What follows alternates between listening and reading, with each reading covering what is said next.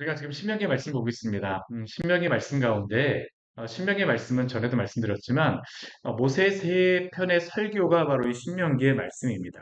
우리는 첫 번째 설교를 보았습니다. 그래서 첫 번째 설교에서는 모세를 통하여서 하나님께서 이스라엘 백성들을 40년 동안 어떻게 인도하셨는지 그 여정을 가지고 하나님의 그 은혜가 무엇인가를 보여주셨습니다. 말씀하여 주셨습니다. 그리고 이제 두 번째 설교를 모세를 통해서 우리에게 들려주시는데 이 두 번째 설교의 중심적인 그 내용은 무엇입니까? 본론의 그러한 말씀인데 이 두 번째 설교에서는 하나님의 그 백성으로서 그 가나안 땅에서 어떻게 하나님의 말씀을 지키고 살아가야 될지 그 말씀을 알려주십니다. 그래서 그 설교의 가장 처음에 나왔던 것이 무엇이었습니까? 십계명에 대하여서 말씀하심으로 시작하셨죠. 그리고 나서 그 이후에 나오고 있는 이 모든 우리가 지금까지 보고 있는 말씀은 어찌 보면 십계명의 제1계명에 대하여서 모세를 통해서 우리에게 말씀하시는 것입니다. 너는 나 외에는 다른 신들을 두지 말라. 오늘 말씀도 사실 그 말씀을 하시면서 무엇에 대해서 말씀하시냐 하면 예전에 하나님이 그들에게 베풀어 주셨던 그 은혜가 무엇이었는가를 말씀해 주셨다면 오늘 이 9장 말씀에서는 이스라엘 백성들이 하나님을 얼마나 떠나서 하나님께 범죄하였는가를 하나하나 짚어가면서 그들에게 말씀하십니다. 왜 그것을 말씀하실까요? 왜 그것을 말씀하실까요? 그들이 범죄함 속에서도 그들을 붙들어 주신 분이 하나님이시다라는 것을 그들에게 알려주시는 것입니다. 우리가 죄인이라 할지라도 우리를 구원하실 분이 누구일까요? 하나님밖에 없습니다. 우리를 용납하실 분이 누구일까요? 하나님밖에 없습니다. 너희들을 이 가나안 땅으로 들어가게 한 자가 누구냐? 바로 나다. 여호와 하나님이다라고 하는 것을 이스라엘 백성에게 지금 알려주시는 것이죠. 오늘 그 말씀을 보게 되면 우리 9장 1절의 말씀을 보게 되면 이스라엘아 들으라라는 그런 말씀으로 시작하고 있습니다. 이스라엘아 들으라 하게 되면 아마 그 제 설교를 듣게 되면 한 단어가 생각이 나죠. 어떤 게 생각납니까? 쉐마 이스라엘. 참 이게 제가 그 강해를 66권을 쭉 하다 보니까 이게 그 모세오경도 지금 우리가 창세기에서부터 쭉 해서 온 겁니다. 그렇죠? 지금 신명기까지 왔습니다. 이제 다 우리가 한번 이제 보게 되는 거예요. 올해까지 하게 되면 저희가 거의 성경 항문을 다 거의 보게 되어지는 겁니다. 그러니까 제가 여러 번 말씀드리니까 웬만한 것들은 이제 귀에 있게 되어집니다. 성경에 이러한 말씀이 있구나. 오늘 하나님께서 이스라엘 백성에게 말씀하세요. 쉐마 이스라엘, 이스라엘아 들으라. 하나님께서 이스라엘 백성에게 무엇을 듣기를 원하실까요? 앞에 우리 6장 말씀에서는 그 쉐마 이스라엘 하면서 무엇을 하나님이 알게 원하셨냐면 우리 6장 4절 말씀에 이렇게 말씀하시죠. 이스라엘아 들으라 우리 하나님 여호와는 오직 유일한 여호와시니 너는 마음을 다하고 뜻을 다하고 힘을 다하여 내 하나님 여호와를 사랑하라. 이스라엘아 들으라 우리 하나님 여호와는 오직 유일한 여호와시니 이스라엘 백성에게 하나님께서는 이것을 알려주기를 원하셨습니다. 이스라엘은 이것을 들어야 합니다. 명령하는 것입니다. 들어라 이스라엘아. 이스라엘아 들으라가 아니라 히브리어는 들으라 이스라엘입니다. 들으라 이스라엘아. 오늘 말씀에서는 무엇을 들으라고 하나님께서 말씀하실까요?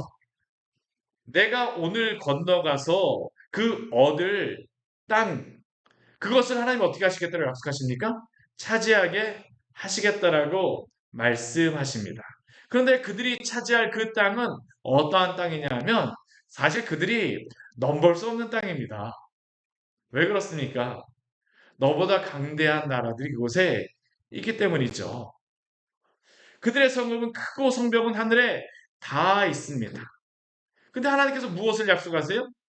내가 그것을 너희에게 차지하게 하리니 라고 약속하십니다. 이스라엘에게 이것을 들으라라는 것입니다. 들으라. 너희는 들으라.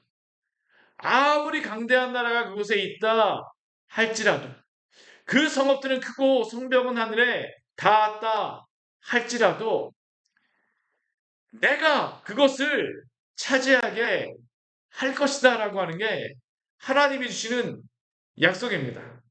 근데 실질적으로 그들이 그 차지해야 될 땅에는 누가 있습니까? 아낙 자손이 있습니다. 거인족입니다. 굉장히 큰 거인입니다.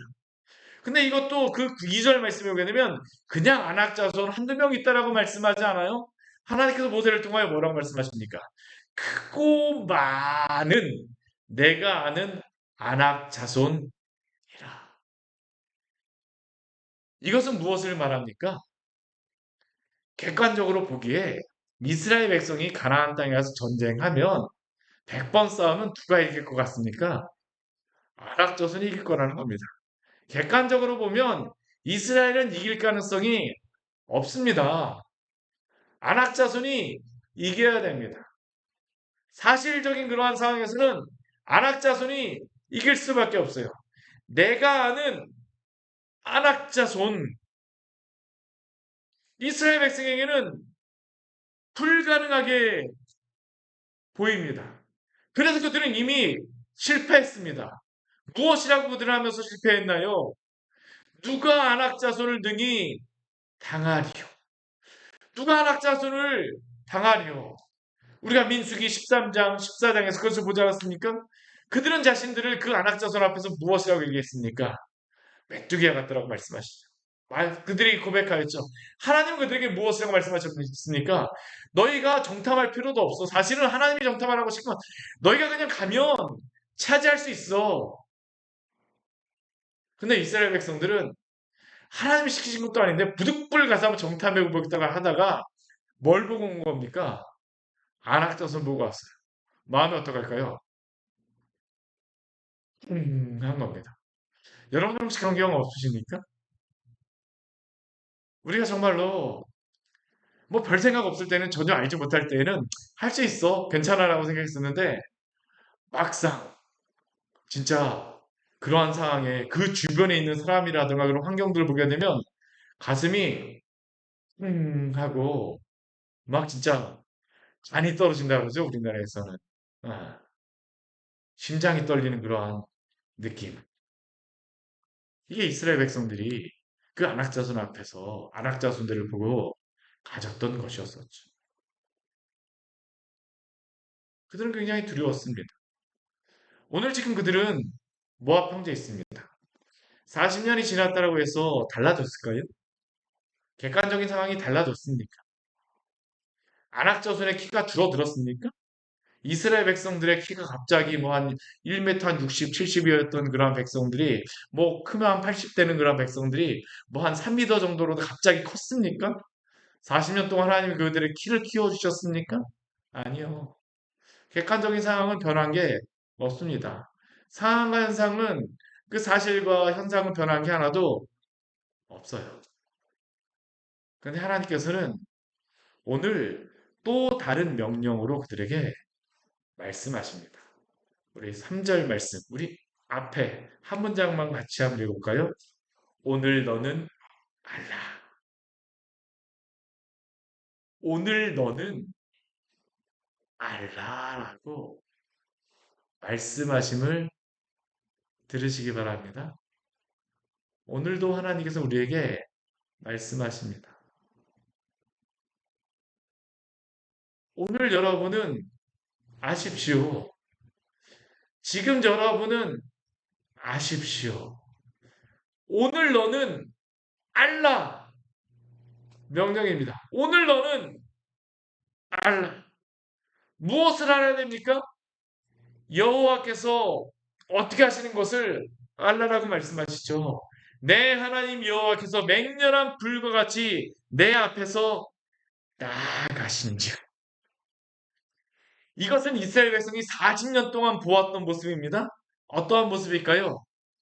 낮이면 불기둥으로 날마다 하나님께서 앞장서서 가시는 겁니다. 밤에 그 불기둥으로 인도하시고 구름기둥으로 인도해 주시죠.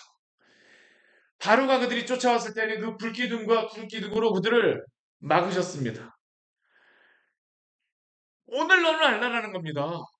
과거에만 그렇게 했던 것이 아니라 지금 하나님께서는 오늘도 맹렬한 불과 같이 내 앞에 나아가실 것이다라고 약속하여 주시는 것입니다. 하나님이 어떻게 하실까요? 여호와께서 그들을 멸하사 내 앞에 엎드러지게 하시리니, 하나님이 그렇게 하시겠다는 겁니다. 하나님이 앞장서서 가셔서 하나님이 그들 앞에 그 안악자손을 엎드러지게 하시겠다라고 말씀하십니다. 어디 그것뿐입니까? 너는 그들을 쫓아내며 속히 멸할 것이다. 어떻게 이것이 가능합니까? 어떻게 이것이 가능합니까? 하나님이 바로 이 안악자손보다 크고 강하시기 때문입니다. 이스라엘 백성에게는 바로 이 믿음이 필요하였습니다. 두려움이란 무엇일까요? 며칠 전에도 같이 나누었었지만 심중에 두려워하는 것입니다. 대부분 두려움은 다 우리의 심중에서 두려워하는 것입니다. 안악자손이 앞에 있어도 사실 그들이 먼저 맞부딪혀야 되는 것은 무엇이냐면 그들 안악자손이 먼저가 아니라 그들 마음속에 있는 두려움입니다. 모압 평지에서 그들이 가나안 땅에 건너가기 위해서는 먼저 그들이 직면해야 될 것이 무엇입니까? 그 두려움을 직면해야 됩니다. 두려움뿐만이 아니죠. 사실이라고 하는 그러한 것도 직면해야 됩니다. 사실과 여러 가지 일들. 객관적으로 그렇잖아. 상황이 그렇잖아. 이것은 될 수가 없어. 계란으로 바위 치기라니까? 너 정신이 있는 거야? 없는 거야? 어떻게 그렇게 말할 수가 있는데, 우리도 스스로 우리에게 그렇게 말하고 있지 않습니까? 사실 우리는 대부분 무엇과의 싸움입니까? 안악자손과 먼저 싸우고 있습니까?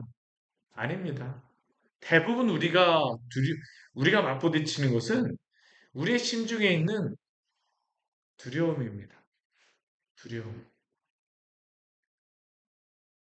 그런데 오늘 여러분은 아십시오. 여호와 우리 하나님께서는 우리 앞에 나아가시는 하나님이십니다.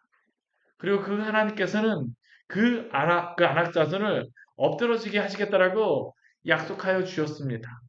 우리에게 그 앞으로 나아가라고 말씀하십니다. 우리에게 이러한 믿음이 필요합니다. 사실 우리에게도 객관적이라고 하는 세상에 얼마나 많은 일들이 일어나고 있습니까? 우리 주변에는 사실이라고 하는 것을 알려줄 사람이 너무나도 많이 널려 있습니다.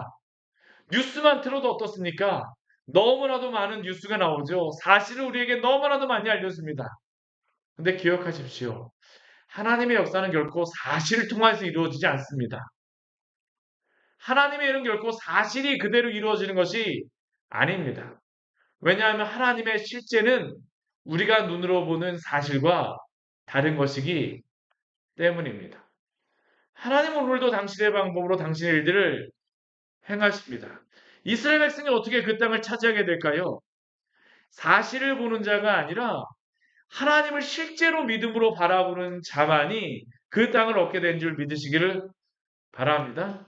성도에게 있어야 되는 믿음이 바로 이것입니다. 우리는 사실이라고 하는 것에 억눌리면 안 돼요.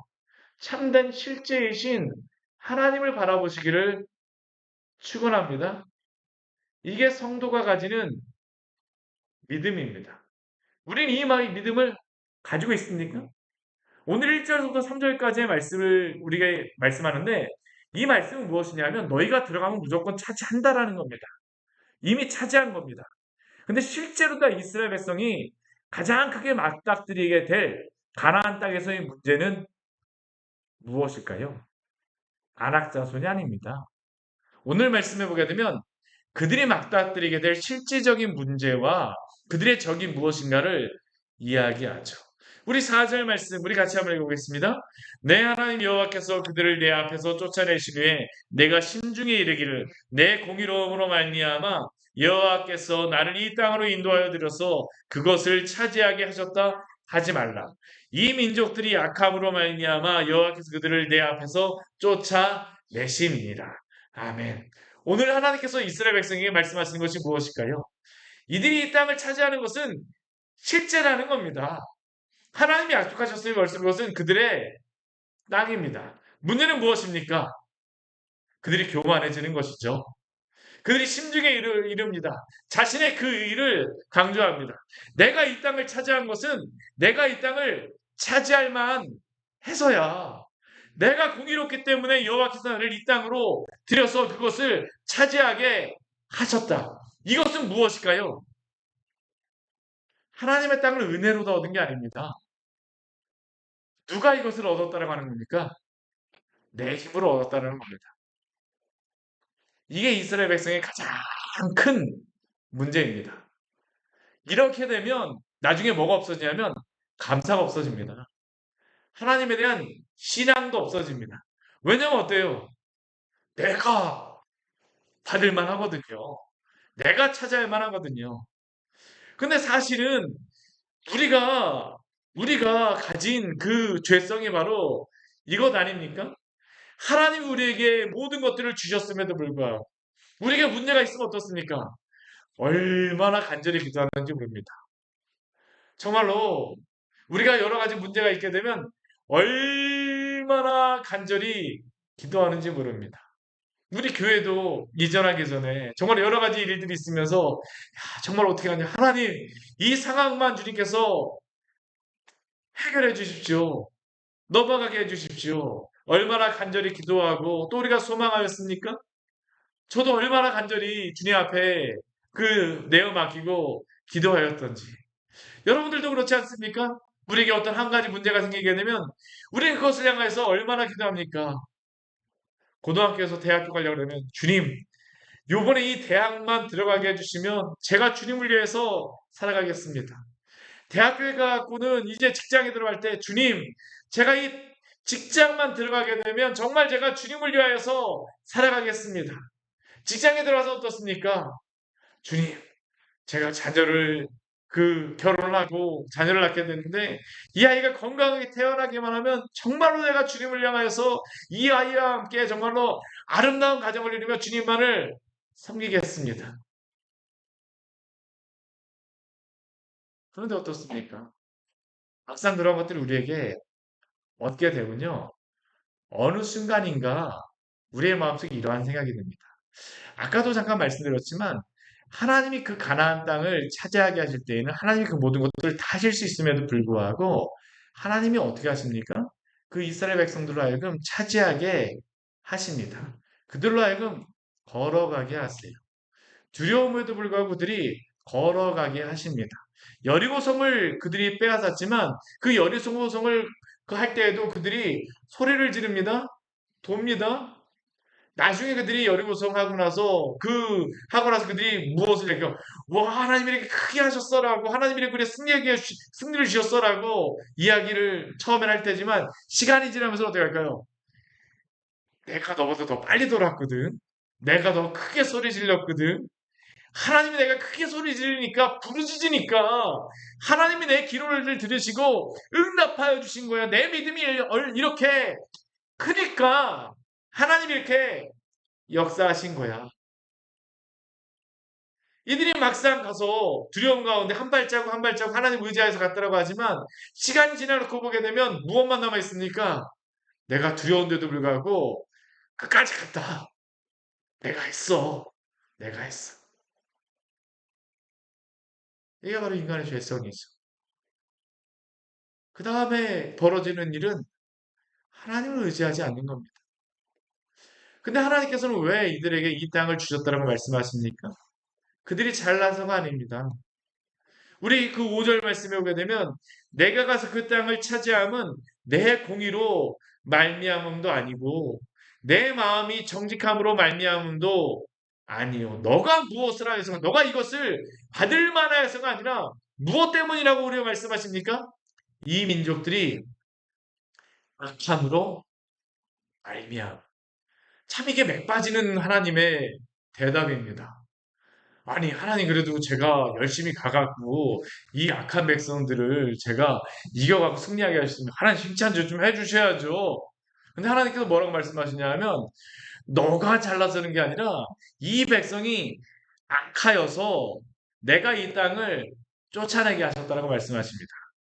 우리 뒤에 말씀 여기는 뭐라고 말씀하시냐 하면 이가 여호와께서 우리 5절 뒤에 말씀하거든 여호와께서 이같이 하심은 내 조상 아브라함과 이삭과 야곱에게 하신 맹세를 이루려 하심이니라. 이 아브라함과 이삭과 야곱에게 약속하셨던 그 약속은 무엇입니까? 이 가나안 땅을 주리라라고 하는 그러한 약속입니다. 근데 이 약속과 함께 하나님께서 또 다른 말씀도 하셨습니다. 우리 창세기 우리 말씀 같이 한번 찾아볼까요? 우리 창세기 우리 15장 16절 말씀 같이 한번 보도록 하겠습니다. 창세기 15장 16절이면 내가 이 땅을 차지하고 너의 조상들에게 주리라라고 말씀하시지만 하나님이 또 이런 말씀도 하셨어요. 아브라함에게 16절 우리 말씀 15장 16절입니다. 같이 한번 읽겠습니다. 내 자손은 4대마다 이 땅으로 돌아오리니 이는 아모리 족속의 죄악이 아직 가득 차지 아니함이니라 하시더니 네. 우리 18절 말씀도 같이 읽겠습니다. 그날에 여호와께서 아브라함과 더불어 언약을 세워 이르시되 내가 이 땅을 애굽 강에로부터 그 큰 강 유브라데까지 내 자손에게 주노니 왜 하나님께서 이 땅을 주리라고 말씀하십니까? 아직까지 그때는 아브라함에게는 줄 때가 아니었기 때문입니다. 하나님이 이 땅을 이스라엘 백성에게 주시는 이유 중에 가장 큰 그 이유 중에 한 가지가 뭐냐면 이 가나안 땅에 살았던 이스라엘 그 가나안 백성들의 죄악이 너무나도 컸던 겁니다.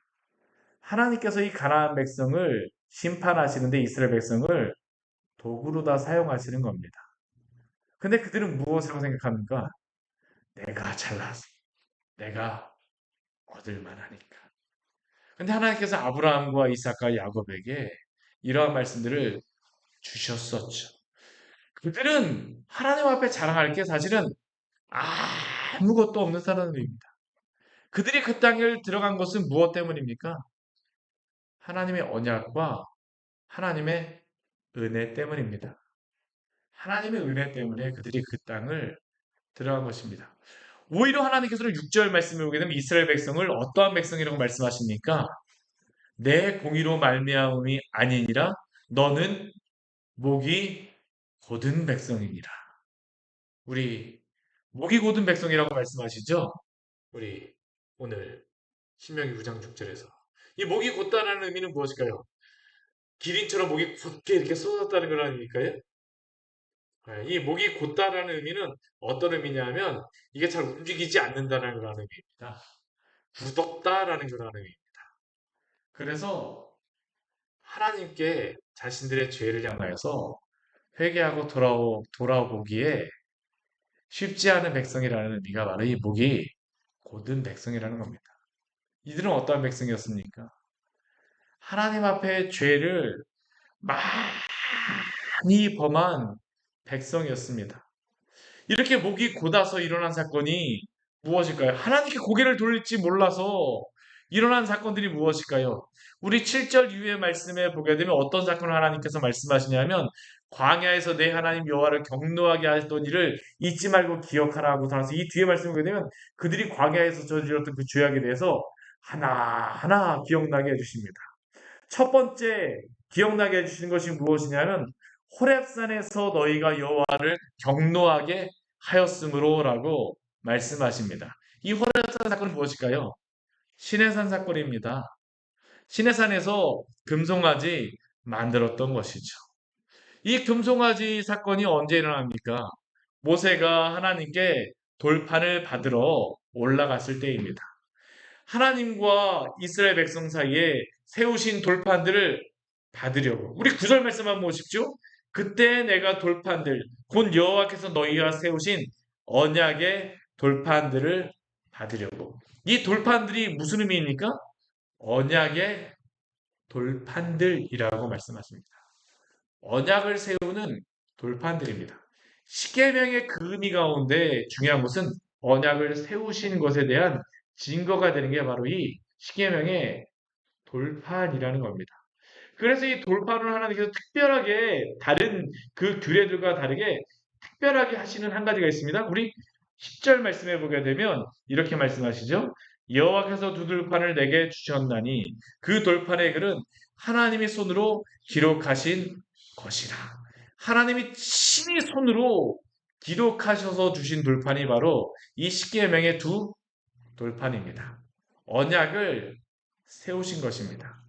모세는 이 언약을 받을 때 어떻게 했냐면 40주야로 먹지도 않고 물도 마시지 않고 그 옆에서 가만히 있었던 겁니다. 하나님이 돌판을 새기신 것을 기다리고 있었어요. 하염없이, 하염없이. 손으로 직접 하나님께서 이 돌판을 새기시고, 모세는 그 옆에서 이 돌판이 새겨지는 것들을 기다리고 있었습니다. 근데 이스라엘 백성은 그때 무엇을 하였을까요? 이 언약의 두 돌판을 주시는 그러한 때에 40일이 다 지났을 때에 하나님께서 12절 말씀에 오게 되면 모세에게 이렇게 말씀하십니다. 우리 12절 말씀 같이 한번 읽고요. 내게 이르시되 일어나 여기서 속히 내려가라. 내가 애굽에서 인도하여 낸 내 백성이 스스로 부패하여 내가 그들에게 명령한 돌을 속히 떠나 자기를 위하여 우상을 부어 만들었느니라. 아멘. 왜 하나님이 모세에게 속히 내려가라고 말씀하십니까? 금송아지를 만들고 있었기 때문입니다. 이스라엘 백성이 스스로 부패하였다라고 하나님께서 말씀하세요. 그들을 향하여서 하나님께서 여기 말씀하고 있는 굉장히 재미있는 한 단어가 나옵니다. 그게 뭐냐 하면 하나님의 백성이라고 말씀하지 않습니다. 어떠한 백성이라고 말씀하십니까? 내가 애굽에서 인도하여 낸 내 백성이라고 합니다. 내 백성. 왜 그렇습니까? 하나님의 백성이면 하나님을 섬겨야죠. 하나님의 백성이라고 하면서 금송아지를 만들어서 섬기고 있으니 하나님의 백성입니까? 나는 너 같은 백성을 끌어낸 적이 없다라는 겁니다. 내가 애굽에서 인도하여낸 내 백성이라는 겁니다. 모세의 백성이라고 하나님이 말씀하시죠. 이들은 스스로 범죄하였습니다.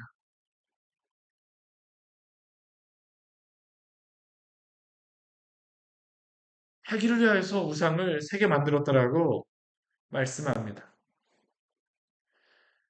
여기에 놀라운 대조가 있습니다. 오늘 말씀을 보게 되면. 무슨 대조가 있습니까? 출애굽기 32장 4절 말씀에 보게 되면 이 사건을 이렇게 우리에게 말씀합니다. 아론이 그들의 손에서 금고리를 받아 부어서 조각칼로 새겨 송아지 형상을 만드니 그들이 말하되 이스라엘아 이는 너희를 애굽 땅에서 인도하여 낸 너희의 신이로다 하는지라. 근데 이 상황을 한번 잘 생각해 보십시오. 하나님께서는 모세는 40주 40야를 하나님 옆에 있고 하나님께서는 직접 언약의 십계명을 손으로 직접 새겨서 기록하시는 동안에 이스라엘은 조각칼로 우상을 새기고 있습니다. 두 개의 돌판을 만든다라고 하는 의미는 직접 새기고 언약을 새긴다는 의미인데 하나님께서는 언약에 신실하시기 위하여서 충실하시기 위하여서 직접 돌판에 새겨서 십계명을 준비하시고 주시지만 이들은 그 언약을 다 잊어버렸습니다. 여호와께서 너희와 세우신 언약의 돌판들이라고 하는데 이들은 그 언약을 다 잊어버리고 그저 하나님을 떠나 도망갈 궁리만 스스로 살 궁리만 하고 있습니다. 언약에는 어떠한 의미일까요? 저는 이 언약을 이해하는 좋은 방법 가운데 한 가지가 무엇이냐 하면 부부 관계를 가지고 이것을 생각해 보면 됩니다. 부부 관계. 참 이게 오늘날에는 우리가 그 부부로서 이렇게 연을 맺는 것보다는 순수하게 사랑하는 마음만 있으면 결혼하는 것이 무슨 의미냐라고 많이 이야기합니다. 법률적으로 서류 한 장을 만드는 것이 무의미하다라고 이야기합니다. 심지어 그들은 오히려 이렇게 법률적으로 서류를 만들고 결혼하는 것은 그 사랑이 순수하지 못하다라고 말하기까지 합니다. 순수한 마음과 감정으로 사랑하고 지내는 것이 중요하지 무슨 결혼식을 하고 서류를 그렇게 법률적으로 하는 것이 무엇이 중요해? 법률적으로 이어지는 것이 무엇이 중요한가? 그리고 그들은 이런 서류로 만든 관계가 더욱 사랑하는 사람을 불행하게 하고 순수한 사랑의 감정을 훼손하게 한다라고 오늘날은 말하곤 합니다. 법률적으로 맺어진 그 결혼 관계가 무슨 사랑이냐라고 질문합니다. 겉으로 듣기에는 어떻습니까? 정말 그렇게 들려요. 정말 더 순수한 사랑처럼 들립니다. 그럴듯합니다. 그런데 이 결혼의 관계가 순수한 사랑을 방해한다라고 하지만 실상은 그렇지 않습니다. 그 서류 한 장, 그 결혼식이라 결혼이라고 하는 의미는 무엇일까요? 우리는 그 법률적으로 이어지는 것을 아무 의미가 없다라고 폄하하지만 사실 이 결혼이라고 하는 이 시근한다라고 하는 것은 무엇이냐면 내가 가진 그 온갖 자유를 사랑하는 상대를 위하여서 기꺼이 포기하겠다라고 하는 것이 바로 이 결혼의 의미입니다. 즉 참된 사랑은 결혼의 언약으로 불행해지고 순수해지지 못하는 것이 아니라 내가 가진 모든 것을 다 포기해서라도 당신을 사랑하기에 모든 것을 다 포기하겠습니다라고 언약으로 맺는 것이 바로 이 결혼의 참된 의미입니다. 동일하게 하나님께서는 이스라엘 백성이 금송아지를 만들 때에 스스로 두 돌판을 직접 손으로 기록하심으로 아무 것에도 매여 계실 필요가 없으신 그분이 스스로 언약의 자신을 매시고 그 언약을 지키십니다. 이스라엘 백성은 여전히 하나님의 언약을 잊고 심지어는 직접 언약을 돌판에 새기심으로 맺으시는 그 순간에도 범죄하여서 제 갈 길로 갔지만 또한 가나안 땅에 들어갔어도 자신들이 공의로워서 구원받을 만해서 우리가 구원받았다라고 하나님께서 구원하셨다라고 교만하게 그들은 생각하였지만 그러나 그러한 순간에도 하나님께서는 당신이 맺으신 그 언약에 충실하셨음을 믿으시기 바랍니다.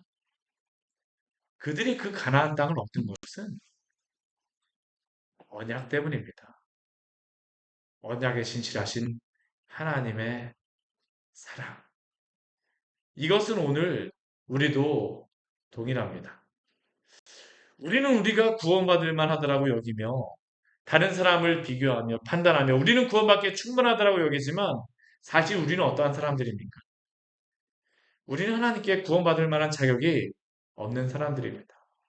때로는 우리가 하나님을 사랑한다라고 이야기합니다. 어떨 때는 감정이 어떻습니까? 막 감정이 고양됩니다. 찬양을 열심히 하고 막 기도를 열심히 하게 되면 우리의 감정이 어떻습니까? 하늘로 올라가는 것 같아갖고 저는 정말로 하나님 앞에 충성을 다하겠습니다. 목숨을 다하여서 주님을 섬기겠습니다라고 하면서 고백합니다. 그런데 그 감정이 식어지자마자 우리의 마음속에는 어떤 일이 일어납니까? 우리는 그 순간에도 하나님이 우리에게 베푸르신 그 사랑을 기억하며 언약에 신실하신 하나님의 그 언약을 믿고 우리 하나님의 그 언약을 지키며 살아가고 있습니까? 신앙은 결코 감정적인 것이 아닙니다. 감정으로만 분명히 우리 마음속에 하나님 우리의 감정을 사용하시고 그 충분히 우리의 감정을 가지고 하나님을 숨기게 하시지만 그런 하나님 앞에 우리가 나아가는 것은 하나님이 우리와 맺으신 그 언약에 우리는 믿음을 갖고 신앙생활을 해야 합니다. 그래서 우리가 주의 말씀에 충실해야 되는 이유가 바로 그것입니다. 주의 언약의 말씀이 어디에 있습니까? 이 성경 말씀에 나와 있습니다. 우리가 왜 하나님의 말씀을 지키고 순종해야 될까요? 하나님의 그 언약의 약속을 우리에게 주셨기 때문입니다. 또한 우리도 하나님이 주신 그 언약에 충실하게 믿음으로 나아가야 될 줄 믿습니다. 때로는 아무리 믿음이 좋은 성도라 할지라도 때로는 믿음이 쫙 내려갈 때도 있어요. 제가 정말로 그 좋아하는 우리의 믿음의 선배들, 여러 선배들에 대한 정기들을 보다 보면 영적인 침체에 빠질 때가 있습니다. 그 가운데에서 하나님 앞에 어찌할 바를 모르는 그러한 모습들이 때로는 나오기도 합니다. 아니, 이러한 분이 이러한 때도 있었어? 근데 인간이란 그렇습니다. 엘리야도 어떻습니까? 바알의 그 400명의 선지자를 다 승리하고 난 다음에도 그가 로뎀나무 밑에 가고 하나님 앞에 여기가 좋사오니 하면서 하나님께 탄식하지 않습니까? 그러나 사랑하는 성도 여러분, 하나님이 우리를 사랑하신 그 사랑을 잊지 마십시오. 우리의 감정이 때로는 밑으로 떨어질 때에도 하나님이 약속하신 그 언약을 기억하십시오. 언약에 신실하신 그 하나님께서는 당신의 말씀에 따라서 오늘도 우리를 붙잡아 주시고 우리를 사랑하시는 줄 믿으시기 바랍니다. 우리가 갖는 그 믿음은 그래서 본질적으로 주의 말씀에 대한 신뢰입니다. 우리 하나님의 전신갑주를 보았잖아요. 첫 번째 전신갑주가 그래서 무엇입니까? 진리의 허리띠입니다. 다른 감정적인 것들 그걸 말하지 않아요. 우리가 감정으로 하나님 앞에 이렇게 막 헌신하고 그걸 말하지 않습니다.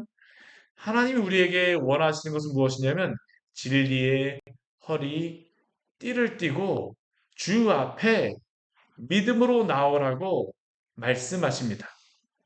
하나님과 우리는 언약으로 맺어진 자입니다. 예수 그리스도의 그 피로 맺어진 자입니다. 예수 그리스도가 우리에게 살이 찌기시고 피를 흘리심으로 말미암아 하나님과 우리는 언약 관계가 맺어졌습니다. 우리를 누가 정죄할 수 있겠습니까? 우리를 누가 뭐라고 할 수 있겠습니까? 우리를 사랑하신 그리스도를 우리에게 보내심으로 말미암아 사랑하신 그 사랑에서 누가 우리를 끊을 수가 있겠습니까? 아무도 없는 줄 믿으시기를 바랍니다. 이게 우리가 갖고 있는 믿음의 토대입니다. 믿음의 토대예요. 이 믿음 갖고 날마다 주 안에 서시기를 축원합니다. 같이 기도하도록 하겠습니다. 우리 오늘 말씀 같이 기억하시면서 우리 기도하기를 합니다. 하나님은 언약에 충실하신 하나님이십니다. 우리 사람은 감정에 충실해요. 내 감정이 이러면 하나님을 잘 믿고 하나님을 사랑하는 것 같다가 내 감정이 떨어지면 어떻습니까? 하나님 계시지 않는 것 같습니다. 근데 그렇지 않아요. 예수 그리스도를 보내심으로 우리를 사랑하신 그 하나님의 사랑은 결코 다함도 없고 사라지지도 않습니다. 결코 끊어지지도 않습니다. 우리는 그 믿음 갖고 살아가는 사람들입니다. 주님이 나를 버리지 않으시는구나. 주님이 나를 기억하시는구나. 언약에 천실하신 하나님께서 오늘도 우리를 붙잡고 계십니다. 우리의 감정 너무나 의지하지 마십시오. 우리의 감정이 왜 이럴까? 그럴 수 있습니다. 사단이 우리를 그렇게 할 때도 있어요. 그러나 거기에 매몰되지 마십시오. 함몰되지 마십시오. 주님이 우리에게 주신 그 언약의 말씀을 굳게 붙잡으시기를 바랍니다. 우리는 말씀 붙잡고 살아가는 사람들입니다. 말씀 붙잡고 때로는 넘어지는 것 같지만 다시 일어나게 하시는 하나님이 우리를 붙잡아 주십니다. 우리 같이 기도하기를 합니다. 주님, 그 은혜 가운데 우리를 붙잡아 주시옵소서. 그 언약에 신실하신 하나님을 바라보게 하여 주시옵소서. 낙심치 말게 하여 주시고 우리를 하여금 주님을 온전히 소망하며 살게 하여 주시옵소서. 이 시간 주님 앞에 간절히 기도하도록 하겠습니다. 같이 기도하시겠습니다. 하나님 아버지 시간 주님 앞에 저희들 기도하며 나아갑니다. 하나님 아버지 당신이 우리를 구원하시는 분이십니다.